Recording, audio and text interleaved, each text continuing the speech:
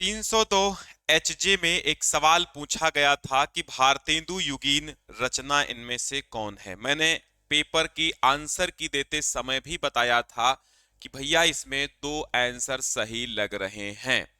बाद में मैंने देखा तो बिल्कुल दो आंसर सही थे। देखा जाए तो एक न्याय के हिसाब से सभी बच्चों को इसका पूरा का पूरा अंक दिया जाना चाहिए यूपी बोर्ड के द्वारा।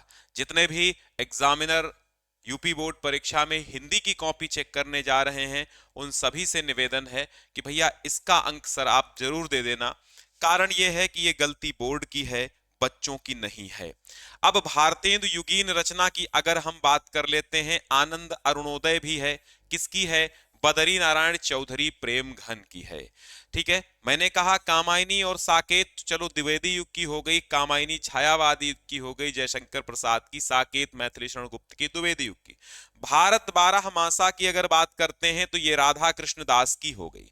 अब बद्रीनारायण चौधरी और राधा कृष्ण दास ये दोनों लोग ही भारतेंदु मंडल के कवि थे।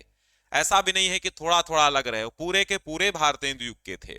तो ये दोनों लोग जब भारतेंदु युग के हैं और दोनों ही रचनाएं भारतेंदु युग की हैं, तो भैया कुल मिला के बात यह है यहां पर दो ऑप्शन सही हैं।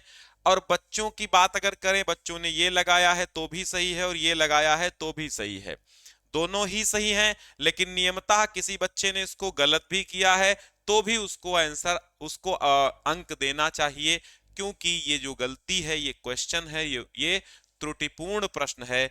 इसको मैं कैंसिल मानना चाहता हूं, कैंसिल माना जाना चाहिए। इसका एक मार्क सभी को कॉमन दिया जाना चाहिए।